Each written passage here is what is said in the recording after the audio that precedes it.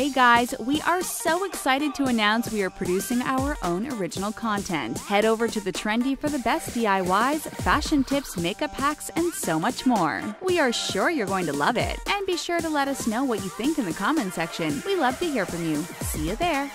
You never know when you're going to face a dangerous situation. What you do every day could even be life-threatening. And the first thing you need to survive is to know what you're going to do. Make sure you watch this video until the end if you want to have more chances to survive. Hola! Did you hear about our latest addition to our family? The Richest. Espanol is the perfect place for all you native Spanish speakers out there. Don't speak Spanish? No problem. Come on over. This is the perfect place to practice. Amazing facts, interesting people, and funny pictures. Nos vemos ahí! Today we are showing you 10 tips that may save your life one day. Surviving an earthquake.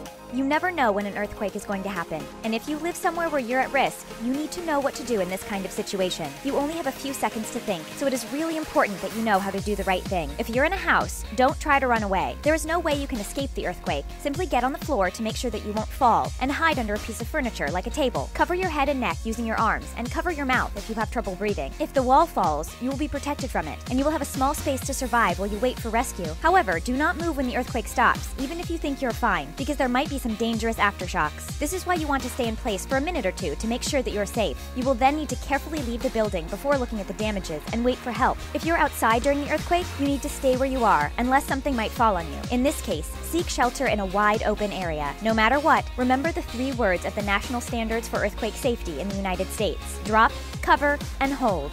Meeting a stranger. Whether it's in a bar or an online dating app, we meet strangers every day. We might want to get the chance to know them, but there are still some things that you need to keep in mind to make sure that you're with someone you can trust. If you meet someone online, make sure that they don't know too much information about you, but that you still know their real name and what they look like. You don't want to meet a 50-year-old weirdo when you're wanting to meet a young female friend. Talking on a webcam before and following them on social media could be a good way to know who they are. Then, if you want to meet them, make sure you tell a friend where you're going to go and with who you're going to be. It is even better if you can text them to say that you're okay when you meet the stranger. Make sure that you meet them in a public place where there are a lot of people around. They probably won't try to do anything too weird if there are people nearby, and you will be able to scream for help if something happens. You could also bring someone with you if you don't feel safe. In any case, follow your intuition. Remember that you don't owe them anything, and you can leave whenever you want. Being trapped in a falling elevator. This is something that all the Hollywood movies wanted us to be afraid of. The first thing you need to know is that elevators are actually really safe. Most people who are injured by elevators are usually construction or maintenance workers, and those who fell down shafts, or who were caught in elevator doors or between floors. Anyway, you probably don't remember ever reading news about people being stuck in a falling elevator, so it proves that it's extremely rare. But no matter what, it is important to know what to do if you're really unlucky. Don't try to jump prior to impact. You will only hit your head on the ceiling, land badly, and be even more injured. Actually, the best thing to do is to lie flat on your back on the floor. This position will spread the force of the impact across your body and protect your bones from crushing damage. Put an arm under your head to protect it from the impact, and the other over your head to protect it from falling debris. Unfortunately, this position is not perfect. Your brain and your organs will absorb the full impact, which could lead to life-threatening injuries. And if the floor is destroyed, it could be even more dangerous for your body. But no matter what, lying on the floor is the safest option. If you're still too scared, just take the stairs.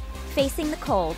You might underestimate the cold, but hypothermia is the #1 thing that is life-threatening to outdoor recreationists. You don't even need freezing temperatures to suffer from it, and this is why you need to be really cautious. So if it is windy outside, or if you're in contact with cold water, you might need to do what it takes to stay warm. The first thing you need to do is notice the signs of hypothermia, like a violent shivering and cold, pale skin. This is the first step, but then you will see that mental activity is affected. You could also feel confused, sleepy, slowed, and have difficulty speaking. As soon as you notice these signs, you need to find a warm place as soon as possible. Remove the wet clothes and wrap yourself in layers of dry, warm clothes and blankets. You can also apply warm compresses to the neck and the chest. You can also ask someone to share their body heat with you by taking off your clothes and cuddling. However, do not use direct heat or something that is too hot, because it might hurt you even more. Don't believe that alcohol can help you, because it only makes things worse, and prepare a warm drink instead. In any case, it is always important to call emergency medical assistance if you feel like you're suffering from hypothermia, even if you think you recovered. The damages might be worse than you think.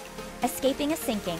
If you go on a bridge or drive by water every day, a life-threatening situation might be closer than you think. It just takes a second to make the wrong movement and fall in the water. This is why you need to know what to do and think fast if your car ever falls in the water. The first thing you need to do is unbuckle your seatbelt if you want to be able to escape. However, don't try to open the door, because water pressure makes it impossible to do. Anyway, it would just allow more water to come in and make your car sink faster. Instead, simply try to open the window and escape the car. A sinking car will not immediately submerge, so it is the right time for you to do this. However, if you can't open the window, you will need to break it. Go for the side windows because the windshield is made to resist impacts. You can use your foot and kick at the top of the window. If it doesn't work, remove the headrest from your seat and jam it where the window meets the door. If you're too slow and can't break the window, you will have to wait for the car to be full of water before you can open the door and try to escape. No matter what, staying calm is the best way to think fast and do the right thing. Being attacked by a bear. You might like nature, but it also comes with a lot of dangerous things that you need to avoid. First, you don't have to worry too much because not all bears are dangerous. Polar bears and brown bears are more likely to attack, but you can be less scared if you see a black bear. The first thing you need to do is avoid any wild animal that could be dangerous. Avoid places where you can find one and stay as far from them as you can. Curiosity is not your friend in this situation. You should also try to make noise all the time, for example by clapping your hands or talking, so they will stay far from you. Avoid having food with you because they might be attracted to the smell, and carry bear spray with you just in case. If a bear ever sees you, pretend that you are as big as possible. That might scare them and they'll walk away. And if they attack you anyway, there are still some things you could do. This is the right time to use your pepper spray. If you don't have any, just don't move so they won't see you as a threat. And it's only during the attack that you should play dead so they won't have any interest in you. Or maybe the best thing to do is just go to a zoo if you want to see a bear. Escaping a rip current. Going to the beach on a beautiful day might become the worst time of your life if you're ever stuck in a rip current. But first, what is this thing? It's a long and narrow band of water that can pull swimmers away from the shore and out to sea in just a few seconds. And this is what makes them very dangerous. The first thing you need to do is to stay away from them by identifying them. Avoid any channel of water that looks different from the surrounding, as rip currents are foamier, form a quiet gap in the line of breaking waves, or can be a slightly different color. If you feel a strong pull in shallow water, get out immediately because it's difficult to swim back when you're deeper. But if you're stuck anyway, there are some things you can do. First, stay calm because you don't want to waste your energy. The last thing you want to do is to try to fight the current because it's useless and it will just make you exhausted. Instead, you should call for help and swim parallel to the shore to escape the current. Otherwise, just try to float and conserve your energy so you can wait until the rip current is weaker. In this case, you need to be the smartest, not the strongest, if you want to make it out alive. Eating something toxic. Something that you eat or drink every day could be life-threatening, and this is why it's important to know the limits to avoid any dangerous situation. For example, some fruit seeds, like apples and cherry pits, contain a type of hydrogen cyanide that we call prussic acid. This is a dangerous poison, so you should avoid eating it. Eating too much rhubarb, nutmeg, almonds, and potatoes could also be really dangerous. And even water could be life-threatening if you drink too many bottles. If you think that you push the limits a little too far, it is important to know the signs of poisoning. It could be a redness around the mouth and lips, a breath that smells like chemicals, vomiting, difficulty breathing, drowsiness, and confusion. If you feel any of these symptoms after eating something, call the poison center, and they will tell you what to do. The most important symptoms are unconsciousness, difficulty breathing, being restless or agitated, or having a seizure. In this situation, call 911 immediately because you have not much time left to live. In any case, if you know that you took medications or a large amount of something dangerous, you should also call for help immediately. You'd better be safe than sorry, so it's always important to ask the right questions to make sure that you're going to be okay. Noticing a stroke. A stroke can happen out of nowhere, and it's important to notice it really quickly to avoid any damage. Usually, you'll be too confused to clearly understand what happened, and this is why someone should help you. And the best way to save lives is to make sure that everyone knows the symptoms of a stroke. If you suspect that someone might not be feeling fine, you should do some tests. First, ask them to smile. If you notice a droop or the smile is uneven, this is a warning sign. Then ask them to raise their arms over their head. If they're not able to raise one arm, if it drops down, or if it's not steady, that person might be having a stroke. Another thing you should look for is if they're able to speak. Ask the person to repeat something, and if it's hard for them to do that, this is a bad sign. If they don't pass any of these tests, you should call 911 immediately. While you wait for the ambulance to come, stay with the person and keep them from falling or injuring themselves. Take a few notes of the time when the stroke took place and if they take any medication, because this information is really important. But don't give them any food or medication, because it could make things worse. You did your job by calling 911, and now you just need to wait for help to come.